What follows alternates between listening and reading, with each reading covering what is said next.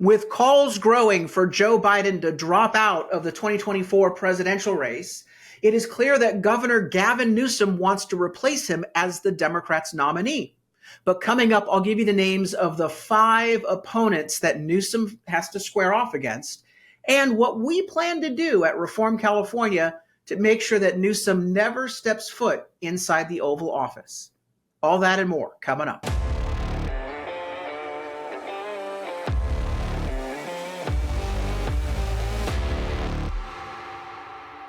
I'm Carl DeMaio, chairman of Reform California, and by golly, it has been an amazing 2.5 weeks since Joe Biden had that disastrous debate performance. Now, let me just, for the record, make it clear that I called it 2 years ago. In April of 2022, more than 2 years ago, April of 2022, I predicted that Governor Gavin Newsom was positioning himself to be the Democrat nominee in 2024, that he wanted to run for president, and that he probably wouldn't even file against Joe Biden, that it was all an insider game that he was playing to position himself to be the replacement nominee for Joe Biden. And over the last 2.5 years, we have chronicled that journey that Newsom has been on with his shadow campaign for president, traveling the nation, proposing constitutional amendments to the U.S. Constitution, doing all sorts of things, even challenging Ron DeSantis to a presidential debate. He called it the red state versus the blue state debate on Fox News. He did actually, I would say, worse than Joe Biden when it came to debate performances. But all of that was part of a shadow campaign that Newsom has been waging. And that shadow campaign continues even to this very moment. And it's been playing out as I predicted, that the insiders knew that Joe Biden was damaged goods, that he had failed on so many issues, and that he was not mentally competent to remain in office for 4 more months, let alone 4 more years. But that the Democrat establishment didn't want to have an open primary. They didn't want to have the voters decide who the nominee would be. And this is important for you to understand. And I'm going to get to the topic of today's show, which is who are the 5 opponents that Gavin Newsom is going to have to square off against if he wants to be the nominee for the Democrats this November. But no one seems to have pointed out the obvious here. As Joe Biden is being pushed off the stage, as the Democrat insiders and the liberal media mouthpieces are basically setting the stage for him to make the right decision and exit stage left, that what really has gone on in the past at least 9 months is that the Democrat establishment concocted and manipulated a process to prevent the Democrat voters from choosing who their nominee would be. That is the big story that nobody seems to be talking about. The big question is, will he go or will he stay? Will Joe Biden stay or go? And who will be the replacement? And Gavin Newsom obviously is positioning himself, and we're going to get to the other 5 opponents that Newsom has to square off against. But mind you, the bigger story that no one's talking about is the fact that the undemocrat party has basically created a process whereby a bunch of insiders, the delegates to the Democrat National Convention, get to anoint who gets to be their nominee in November, not the voters. If I were a Democrat grassroots voter, an activist, I'd be pissed. And this needs to be pointed out. I mean, I think the Republicans need to point this out to the Democrat base. Your own party threw you under the bus. They betrayed you. They silenced your voice in this process. And by the way, they did that because they want Gavin Newsom. I actually believe that most of the establishment Democrats desperately want Gavin Newsom to be the nominee. He's the choice of the insiders, of the mega donors, of the Hollywood elites, of a lot of elected officials like Nancy Pelosi. Newsom is the golden boy. He has always had things teed up for him. He's had it anointed. He's had all of the privileges in life. I've always said that this is a guy who was born on third base and thought he hit a triple. Everything has always been given to him. He's never earned anything in his life. Go back to every single office he's ever inherited. He's inherited his offices. He's always been handed these things. You want to talk about white privilege? There you go. But all those insiders realized that if they opened up the nomination early, say in November of last year, or even in January, that a grassroots Democrat activist type, like Elizabeth Warren or Bernie Sanders, because the activists in the Democrat Party like the fringe Yahoo candidates, that they were worried that one of these fringe candidates might actually be the nominee, and they would rather have their anointed golden boy, Gavin Newsom. I've said that for the past 2 years, okay, and it's played out that way. But Newsom now faces 5 opponents. So first and foremost, let's see what Newsom is doing right now. He's saying, I don't want Biden to leave. And I actually think because he realizes that there's some pushback against him becoming the nominee, that he's actually sitting there saying, do I want to try to go after this? Or do I want to keep Biden in, let him fail in November, and then become the presumptive nominee in 2028? I actually think Newsom right now is thinking, man, I had this all teed up, but now there's competition. Of course there's going to be competition, bozo. Just because you hang out with a bunch of insiders doesn't mean that the grassroots aren't going to say, wait a minute, hold on. He's not the only option. So Newsom right now is out there traveling the country as part of his shadow campaign, saying that he's trying to bolster Joe Biden. Here's a video clip that the Biden campaign put out. Grab your vomit bags because this is so nauseating. This is Gavin Newsom in the state of Pennsylvania. And just watch how bro-tastic he looks. Looking like an icon, work angles, yeah, 360. When you're in the mirror, do you like what you see? When you're in the mirror, you're just looking at me. I'm everywhere, I'm so Julia. When you're in the party, bumping that beat. 666 with a princess streak. I'm everywhere, I'm so Julia. Oh, God, just vomit. He set it to music, but there was no content here. They have no content to actually provide. What, vote for the demented one? I know I have to narrow down the list. I mean the physically demented one, not just an average fringe Democrat. This is the whole concept of the cult of personality. That's what Newsom is running on, the cult of personality. But here's the problem that Newsom has. He's not only the establishment pick of the insider donors, Hollywood elites, Silicon Valley tech CEOs. He's white. He's male, pale, and stale. Although for the right opportunity, he's willing to, reconsider his orientation. Look, that's his biggest challenge. Gavin Newsom's biggest challenge is not his failed record in California. Amongst Democrats, they always cover up for the failures of their own. That'll be his challenge in the general election. In the nomination, his failed record in California is actually not a challenge because a lot of those activists like the extremist policies of coddle the criminal, raise the taxes, silence the parents. They like those policies, even though they failed California miserably. But they don't like the fact that he doesn't check the boxes for identity politics. Male, pale, and stale. So who are the 5 opponents that Newsom has to square off with? Well, first, let's start with the obvious one. Joe Biden. Joe Biden doesn't want to go. Well, actually, I don't think Joe Biden knows what day of the week it is. That's obvious, right? His family doesn't want him to go. They like the power, the privilege, and the profit, apparently, according to all the allegations. Joe Biden is turning to the Democrats saying, over my dead body. I'm not willing to go. And Joe Biden and his close advisors, they're circling the wagons, trying to keep him as the nominee. All the Democrats know that this guy has failed abysmally on issues.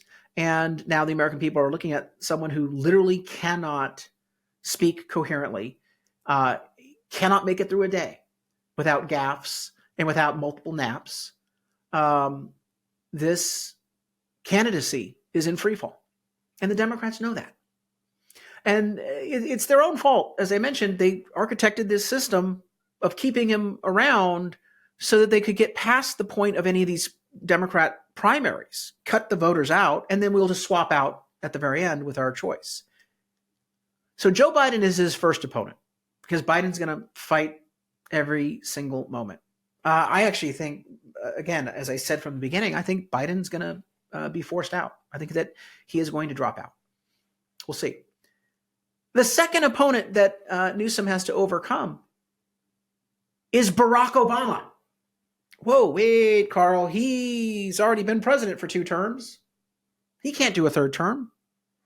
Not that Democrats care about the Constitution. They, only pick and choose. But no.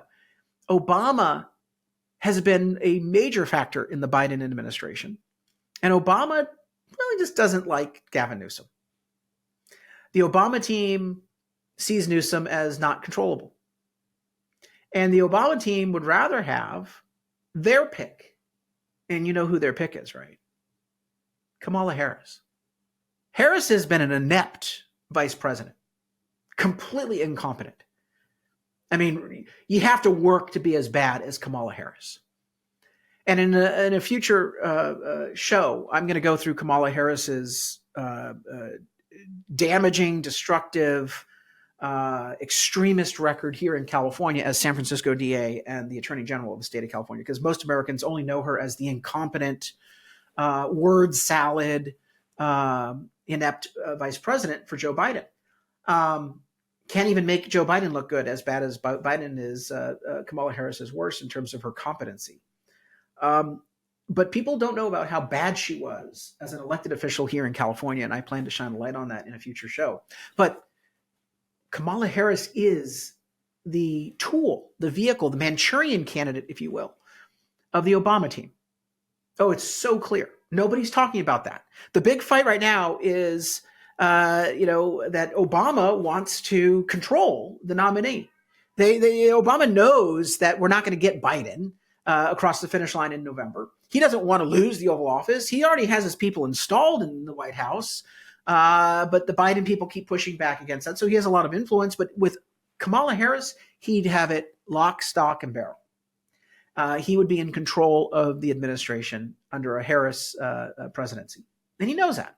Now, Obama would rather have Michelle Obama run, but she's made it quite clear that she's not into politics.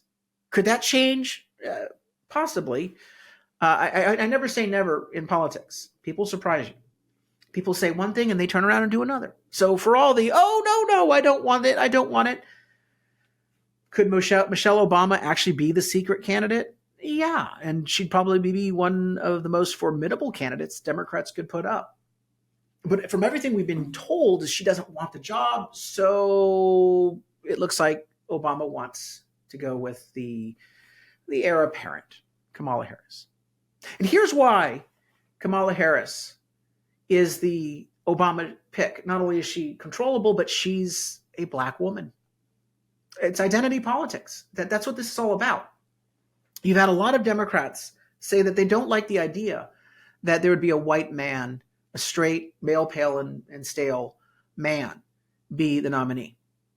It's time for a person of color. It's time for a woman to be the nominee. Even though they've had both a person of color and a woman as previous nominees.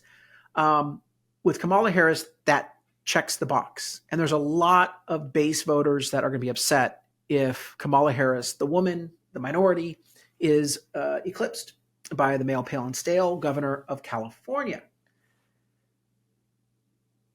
With Michelle Obama, that changes everything. With Kamala Harris, at least they're checking the boxes. They can control her, but she's not that strong of a candidate in November.